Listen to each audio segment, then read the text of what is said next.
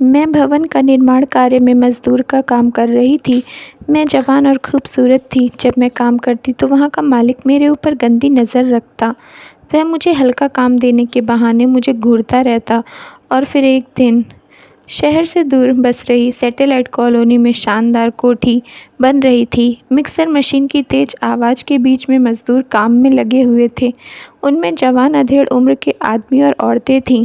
उनमें जवानी की दहलीज पर खड़ी एक लड़की भी थी। वह सर पर ईंट ढो रही थी। तराई भी हो रही थी, इसलिए उसके गीले बदन से जवानी झांक रही थी।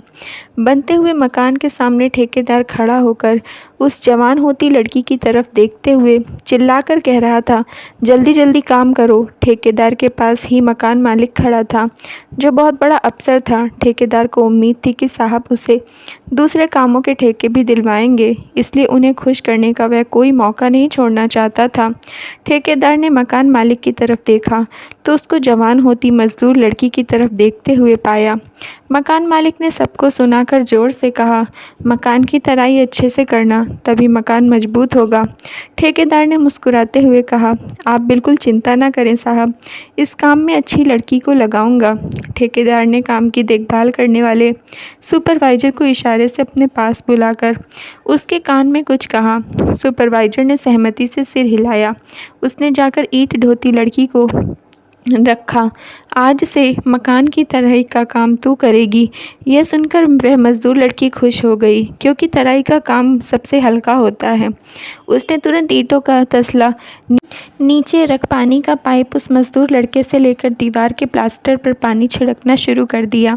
मकान मालिक ने 500 का नोट निकालकर सुपरवाइज़र को दिया और मज़दूरों को नाश्ता करने को कहा। वह तराई करने वाली लड़की का ध्यान रखने को कहकर उस लड़की को देखने लगा।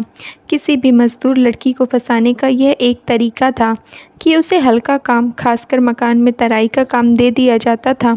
यह एक जाल होता था जिसमें जवान होती मज़दूर लड़की के फंसने की उम्मीद ज़्यादा होती थी। मिक्सर मशीन में सीमेंट, रेत, पानी और वाटरप्रूफ केमिकल की मिक्सिंग के साथ कितनी मज़दूर गरीब लड़कियों की इज्जत भी मिक्स हो जाती थी, और यह आलीशान मकान में रहने वालों को पता भी नहीं चलता होगा। दुनियादारी को समझने और ना समझने वाली लड़की खुशी खुशी तराई का काम कर रही थी। उसे मालूम नहीं था कि ठेकेदार और मकान मालिक उस पर इतने मेहरबान क्यों हो रहे हैं। उस मज़दूर लड़की को रोज़ाना चाय नाश्ते की खास सुविधा और काम के बीच में बैठकर आराम करने की छूट मिली थी। और काम भी क्या था, पानी का पाइप पकड़कर दीवारों और फर्श पर दिन भर में 3 बार पानी से तराई करना। ठेकेदार और मकान मालिक को कोई जल्दी नहीं थी।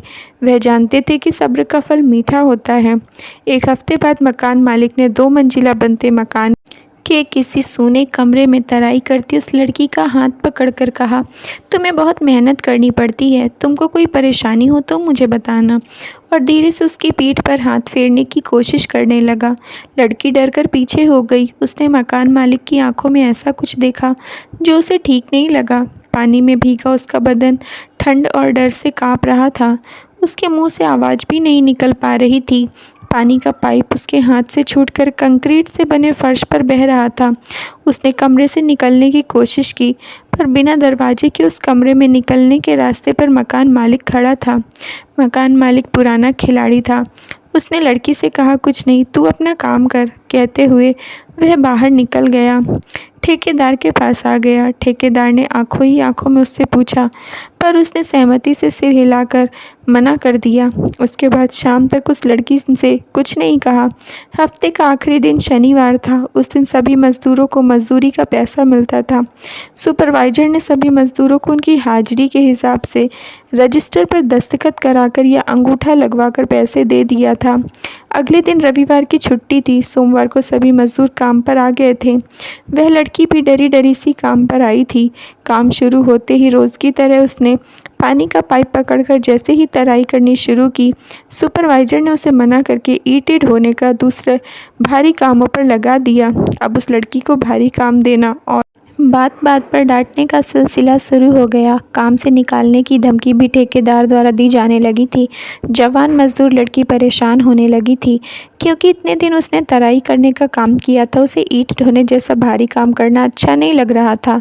खाने की छुट्टी के दौरान उसने एक अधेड़ उम्र की पुरानी मज़दूर, जिसे सब मौसी कहते थे, से जाकर अपनी समस्या बताई और ठेकेदार से सिफारिश करने को कहा कि उसे फिर से तराई का काम मिल जाए। उस अधेड़ मज़दूर की बात ठेकेदार मानता था। वह कई सालों से उसके पास काम कर रही थी और काम करने में भी बहुत तेज थी। उसने लड़की से कहा, मैं ठेकेदार से बात करूंगी। दिन भर काम करने के बाद घर जाकर वह लड़की थक कर चूर हो गई थी। वैसे भी उसने भारी काम कई दिनों बाद किया था। बीच में उसे कमर सीधी करने का मौका भी नहीं मिला था, पर उसे भरोसा था कि मौसी अगर कहेंगी तो उसे तराई का काम फिर से मिल जाएगा। इसी तरह काम करते हुए 3 दिन हो गए। भारी काम करते करते वह लड़की परेशान हो गई थी। बीच में चाय, नाश्ते और आराम की सुविधा भी खत्म हो गई थी। ठेकेदार और मकान मालिक में गजब का सब्र था और अपने आप पर यकीन था कि दूसरा तरीका कामयाबी दिलाएगा। शनिवार को मजदूरी बांटने का दिन आ गया था। सुपरवाइजर ने रजिस्टर पर अंगूठा लगवाकर रुपए उसके हाथ पर रखते हुए कहा, तुझसे ठीक से काम नहीं हो रहा है। ठेकेदार नाराज़ हो रहे हैं कि इस लड़की को हटाकर दूसरी लड़की को काम पर रख लो। मैं अभी तो उन्हें मना नहीं किया है, पर आगे से काम ठीक से करना। काम ठीक से करने के बावजूद काम से हटाने की धमकी मिलती थी। उस लड़की को कुछ कुछ समझ में आने लगा था कि उसके साथ ऐसा क्यों हो रहा था। गरीबी और बेरोजगारी से भूखे रहने की नौबत आ सकती थी। इसलिए उसने मौसी से एक बार और उसके घर जाकर मिलने की सोची। रात को खाना खाकर वह सीधा झुग्गी की बस्ती में मौसी से मिलने पहुंच गई और जाकर उनसे कहा कि ठेकेदार ने काम से निकालने की धमकी दी है। मौसी ने पूरी बात सुनकर उसे दुनियादारी की बातें समझाते हुए कहा, देख बेटी, हम गरीब मजदूर हैं, हमारे साथ तो ऐसा ही होता है। मेरे साथ भी हो चुका है। यह ठेकेदार नहीं होगा तो दूसरा होगा, यह साहब नहीं होगा तो दूसरा साहब होगा। तेरी किस्मत और हिम्मत हो तो अपने आप को बचाओ, या काम से बचना है तो जो वह चाहते हैं वह कर ले। मौसी ने अपने ब्लाउज में से 500 का नोट निकालकर उसकी मुट्ठी में दबाते हुए कहा, ठेकेदार ने दिया है और कहा है कि तू चिंता मत कर, वे तेरा बहुत ख्याल रखेंगे। 500 के नोट ज़ोर से पकड़कर वह लड़की चुपचाप अपने घर आ गई। उसे देर रात तक नींद नहीं आई। ठेकेदार द्वारा आराम का काम देने और मकान मालिक द्वारा रोज़ स्वादिष्ट नाश्ता करने की याद करके उसके मुंह में पानी आ गया था। वह सोचने लगी कि सप्ताह भर ज़्यादा मेहनत करने से रात को उसका बदन थककर चूर हो जाता था। उसने अपने आप से कहा कि इतनी मेहनत का काम मैं कैसे और कब तक करूँगी। फिर उसे मौसी की बात याद आ गई कि उसके साथ भी ऐसा हो चुका है जब वह जवान थी। कुछ देर सोचने के बाद वह सो गई। दूसरे दिन रविवार था। आज वह निश्चिंत और बेफिक्र थी। मौसी भी उससे मिलने आई थी। उसने उनसे भी खूब हंसकर बातें की। मौसी समझ गई कि उनका काम हो गया है। उन्होंने शाम को ही ठेकेदार को खबर कर दी कि लड़की ने 500 रुपये ले लिए हैं। दूसरे दिन सोमवार को वह लड़की नहा धोकर अच्छी तरह तैयार होकर काम करने निकली। साइट पर सब उसे देखने लगे। सुपरवाइजर ने भी हल्की मुस्कान से उसे देखा, क्योंकि साहब के बाद बची कुची मलाई पर उसे भी मुंह मारने का मौका मिलने की उम्मीद थी। मौसी ने ठेकेदार को जो बताया था उससे ऐसा लग रहा था कि बड़े साहब आज खुश हो जाएंगे। वह उनका ही इंतज़ार कर रहा था। साहब दफ्तर के बीच में कोठी का काम देखने के लिए आने वाले थे। सुपरवाइजर ने उस लड़की को ऊपर के कमरे में, जिनका प्लास्टर हो गया था, तराई करने को कहा। वह ऊपर जाकर पाइप उठाकर तराई का काम करने लगी। बालकनी से उसने साहब को कार से उतरते देखा। ठेकेदार तेजी से उनके पास गया और ऊपर देखते हुए वे लोग आपस में कुछ बात कर रहे थे कि काम की रफ्तार बढ़ गई थी। मिक्सर मशीन का शोर भी तेज था। लड़की भी दीवारों पर पानी फेंककर दीवारों को मजबूत बना रही थी।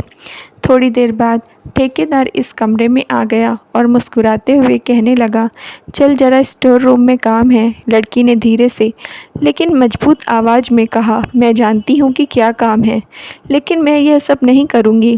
उसने तुरंत पानी का पाइप नीचे पटका और साड़ी के पल्लू में बंधा 500 का नोट निकालकर उसे वापस करते हुए ठेकेदार और साहब से कहा, जितना मर्जी काम करवा लो, आज से मैं तेरा ईंट ढोने का काम करूँगी।